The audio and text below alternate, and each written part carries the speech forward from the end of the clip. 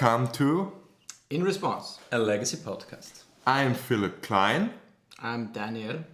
And I'm Peter Plank. and we're talking about legacy. So, Peter, Yeah. you're brewing a great... What are you brewing? Yeah, I'm currently on 4-color painter or various painter lists containing Lutri or Yoran.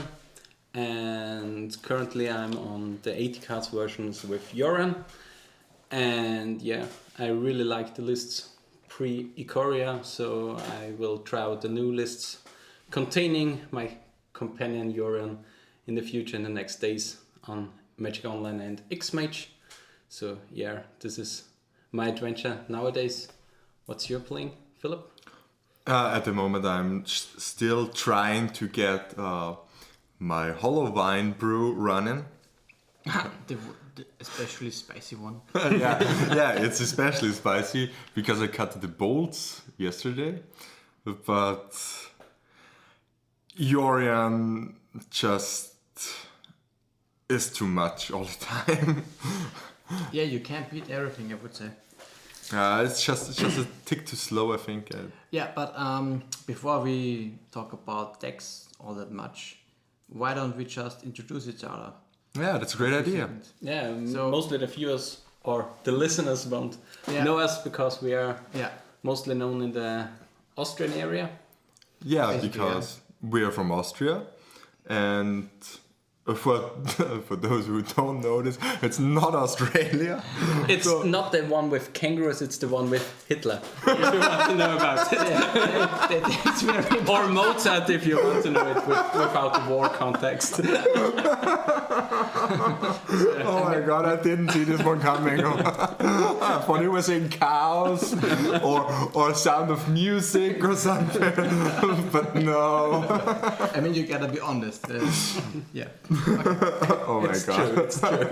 Okay, Philip, let's talk about you for a second. Yeah, so I'm Philip, and I'm playing Legacy since 2012. Yeah. Uh, 2012, which block was that? Or which edition? that was Innistrad block, and I started with Dark Ascension. Okay, yeah. But it didn't start with Magic. I suppose I started back in Onslaught block with Legions. But not very, Nah, competitive just very casually, and just with friends at school, and got introduced into the game. Did you attend to, or did you go to a game store or card? No. We just traded cards in school and just had fun there, and I had a very, very limited card pool. My first deck actually was a mono black zombie deck, and we played with house rules. Yeah. And like, I remember that stuff. yeah, the house rules were, well, it's turn 1, I can put all my lands into play and cast we had- everything. We had what is called, and there is the storm mechanic, right? But we had a rule at school, which you also called storm, which said that if you don't have any cards in your hand, you can draw 7 fresh new cards in your hand. Yeah, we also had this. We had that one too. We had it in Yu-Gi-Oh too. When we played, so it was I mean, pretty it's crazy, fantastic. basically, right? If you think about it now. Yeah, if you think about it, It's crazy. with the knowledge we have now, it's just I mean, we didn't know what the stack was. I was the only one who printed out the rule text from Magic. It was, I think, about 40 pages or something like that. okay. And Wow, that's way and too much. where you got explained the stack, and so yeah, you have the first in, last out principle, and yeah, what the fuck. And everybody thought, oh my god, what a nerd. Who cares about the rules? Let's play this. I mean, I started with a 75 cards tournament package from Mirrodin. Nice. So everything contained every equipment I had, because equipments, they are so powerful, I have to play it.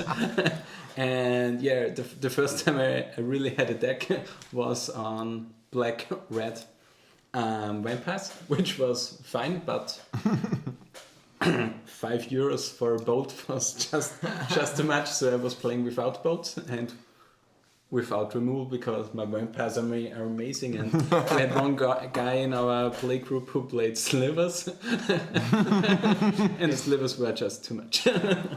Actually, because you say slivers, I was very amazed by the slivers back in Onslaught. So, the second deck I built was slivers. It was very basic, that is, and also very casually, but it was a hell of fun. And then I laid back Magic for, I think, 3 to 4 years. I started again in 2006 with Time Spiral, specifically during Planar Chaos, with the Planar Chaos pre-release. And that was also my first dive into competitive or into tournament Magic. And I started playing Standard and Block Constructed during this period of time. Made my first, as I played my first tournament. Also had my first GP in Where was it? in Firenze. In Italy. In Italy, yeah. It was Time Spiral Block Constructed. 2006. I think 2007. Okay. And it was Time Spiral Block Constructed. And I still know I always had this favor for weird off-the-wall decks, which are not the kind you see every day. I still don't like playing tier 1 decks. So I'm kind of hindering myself actually at making tournament progress, but that's just the way I have the most fun with all my decks. And I played Mono Blue Aggro. Okay, which was the standard tier 1 deck last year. Yeah, but not in the time you were playing. Time, because that was the time Future Sight was and Tarmogoyf was a card. Ooh. Ah, yeah. And there was blue-green Tarmogoyf almost everywhere, and one of the best decks was called Dralnu du Louvre. And it was basically a Mystical Teachings control deck with Dralnu the Lick Lord. Okay, what does the card do? I think it's 5 mana for a 3/5, which can tap for to give a card in your to give an instant or sorcery card in your graveyard flashback. Oh yeah. Ooh. So, Value town. yeah. So yeah, but I don't know actually now. It had some drawback also stapled onto it, but it was really great and really cool. And I mean, which edition was it? The card. I think it was Time Spiral. It was one of the decks I still know about this time period, but I don't actually know it if it was block constructed or if it just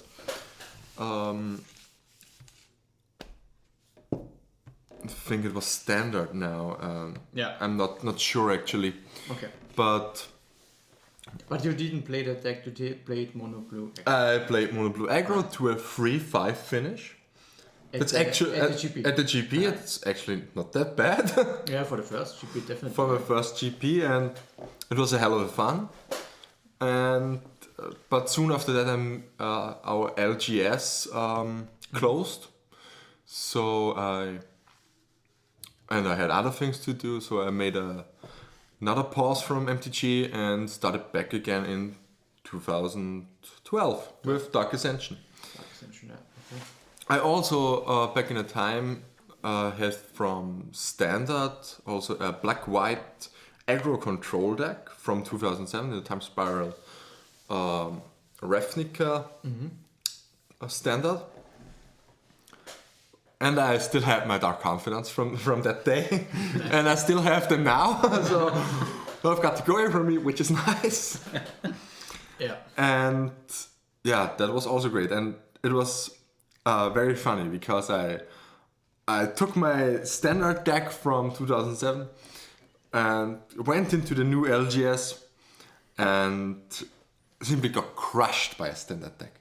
I got crushed by I think Red Black Vampires in Innistrad. Yeah, it could Yeah. be. Yeah. It was definitely a deck in that time. Yeah, Because it had the 3 mana lord with first strike. yeah, and Which the was one amazing. mana which The- grows whenever Yeah. it attacks. Which can't be blocked by humans. Yeah, which can't be blocked by humans. And I still played my Savannah Lions and Dark Confidant and Castigate and what was the in Faith's Feathers, but yeah, still love this deck. It was great. But it was standard, so no legacy. So no legacy, At yeah. this point, yeah. And then I surfed the forums and I got into Modern for I think a week or something. I wanted to build Modern, yeah. And I had my actually I had my first legacy deck back in 2007. That was Fairy Tide. It's like Spiral Tide, but Time Spiral was banned at this moment. Yeah. So you played with Cloud of Fairies, but I never got to finish it. So I just had it on a, I think, 75% finished, and the rest was proxies. And I had nobody to play Legacy with. Yeah. But that was my first dive into the format. And funnily enough, when I went into the LGS in 2012 to sell some of my old cards and to buy modern cards, one of our friends, Michael, Okay. said to me, "Yeah, why don't you come to us and play Legacy? And there's almost a deck like this." It was Death in Texas, which I tried to build with Leon and Arbiter and for Modern, yeah, and Thalias. And yeah, I traded for a good portion of the Legacy Death in Texas, proxied the rest, and we played in his basement Nice. for the first 2 years or so, and then we had a new LGS, which we have also now, and now we're sitting here. So yeah, then the whole story with the Lindsay Legacy Liga started. Yeah. That's true, but- that's but true. When did you originally had the idea to start a league like that? When did it, let's say, come to life? So we're talking about the league now. The league, The Lindsay yeah. Legacy Ah, League. okay. Legacy League, Yeah, for viewers, for our listeners, we have in Austria something like a legacy league where we can we have our weekly FNMs and have a rating system or a league system. So we and play in seasons, so we can determine who is the champion of this year, the legacy champion of the year, and we are going into the 6th season now in September, and hopefully we have a lot of seasons to come. And I first had the idea when we were driving to the Legacy Open to Vienna. And we were 4 people in the car, and I always had the urge to have something like Like a league. a league, but more. I never liked the system like GPs or Pro Tours or something, because they are always just looked at the moment, yeah, because sometimes you just have a bad day and but that's not your skill. Yeah, that's not your skill levels. So They're more interesting in looking at At a broad spectrum. at a broader spectrum, yeah. Because one tournament usually isn't enough to draw enough data from it. Yeah, So you definitely. need more matches to really determine who has the best skill. who's the best player. Yeah, or simply who's the best player. And so the idea of the league was born. But there were some obstacles because we didn't have the right league format right away. Yep. And so I just kicked back the idea for I think a year or two. But I always had the urge to do something like that. And then we just tried. We tried with test seasons, we tried with several systems and league formats and point ratings. Until we have seen that the point rating we have now and the point rating we have now is always improved. So yeah. Let's see. 6 seasons now to come.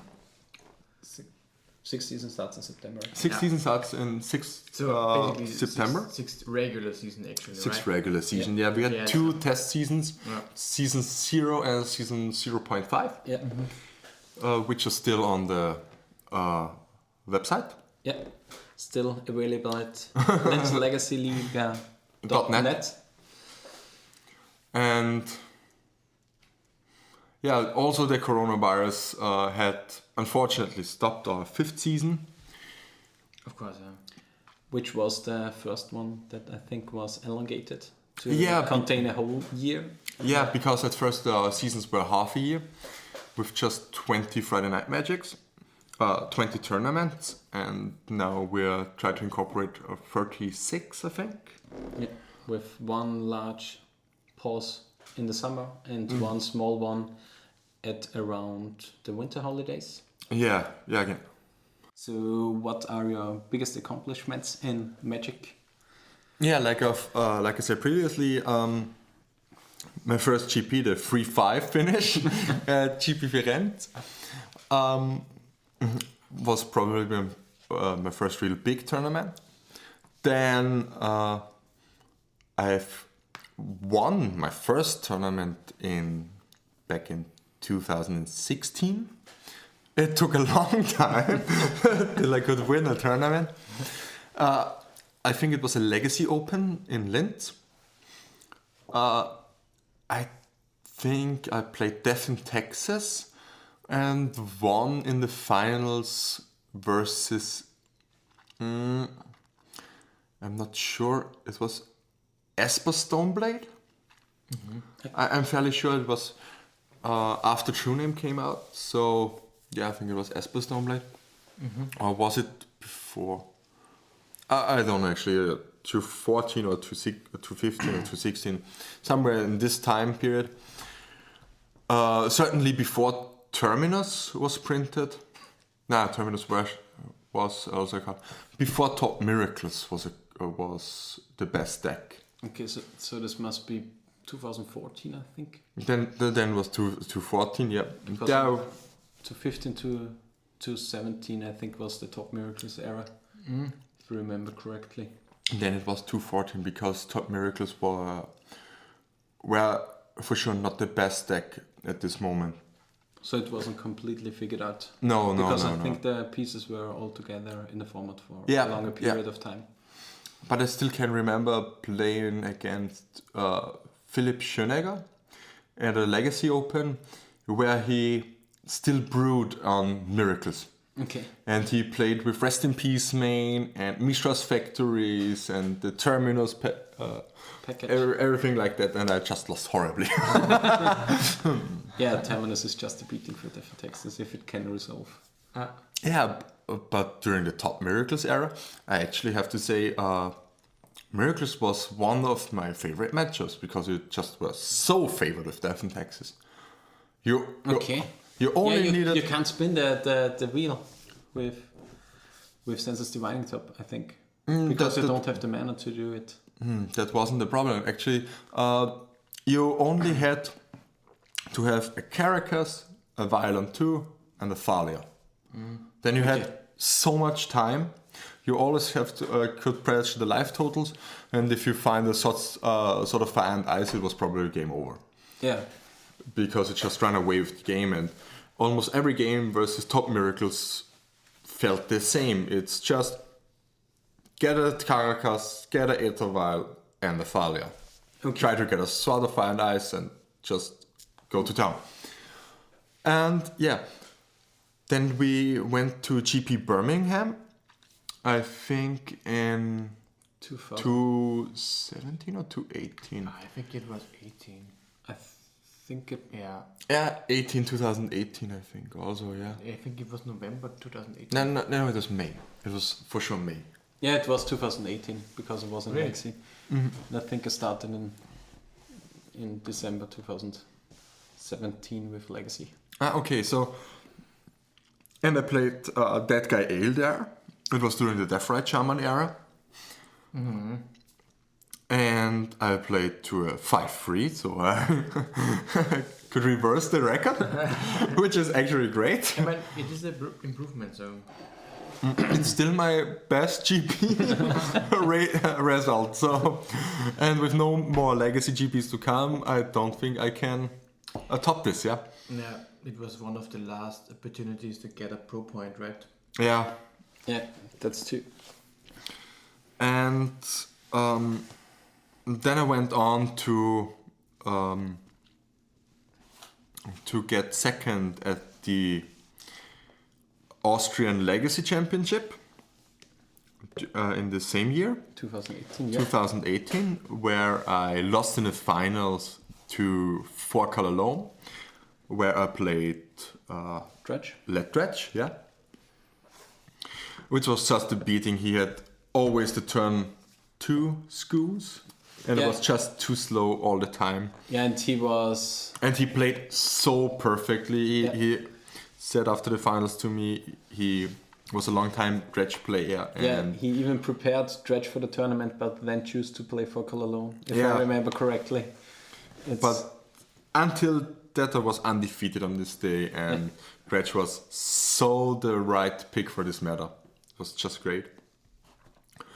And and then back to last year, 2019, where we all know with the recent power creep with Oko and all the things. I also got to qualify for the Austrian Legacy Championship, and I could win this whole thing with Hogak this time, and precisely the Chant version, because I still think Chant is superior to Buck, just because of Faithless Looting's card is just so great. It does so much more than Heatrocrab. And I think it's undervalued, actually. And I played a very, very interesting finals versus Nickfit? Buck Nickfit with Oko. Was it like the Zenith Oko version? No, it No, was with- another deck. It was pre the Buck, pre the versions with Greens and Zenith, I Yeah. think. Okay. It didn't play as Zenith, but Yeah. it played Oko, Plague Engineers, Veteran Explorer, Cabal Therapy, Chase, and A Questing Beast was played in the deck. Questing Beast. Yeah, and I mean, the whole match should be available on the Spielraum website. Maybe we can figure out to provide the link to the match in In the show something notes. like show notes. yeah. We have to figure that out for us. But it was an amazing match, and the casting is done, I think, in Germany. Yeah, But the it's German, yeah. an amazing match to look into. It was just, I stared on the Oko, and I think I missed lethal a turn before, and couldn't win anymore versus the Oko. And then I just had the idea, I had an altar of dementia and the free elk Hogak and some zombie tokens. And I just took his library, counted the cards, and thought, maybe with 4 Hogak sacrifices with altar, I can get there. And I got there. Match 2 and 3 were very unspectacular. It was just Beating on either side, I think. yeah. I think match 2 was just me drawing nothing and he just steamrolling me. And game 3 was he mulled to leyline. I had the answer for leyline and combo kill turn 2. Yeah. Yeah, Which was great. So that was actually my biggest MTG accomplishment to this day. And we'll see which tournaments are to come. Yeah. So that should be enough For me, yeah. for the first episode. Quite a bit, yeah. But it's good that So we show off ourselves Yeah. for the first episode, that we can figure out the technique for us to use for the podcast, and then to later talk about different topics, and we are clear about each other. So maybe in the next one we can introduce the other hosts. Yeah, I would say. I think that would be good, so that the listeners have something to wait for. So we can, yeah. Any last words to say for the first episode from your sides? keep on brewing, baby. In response, the end.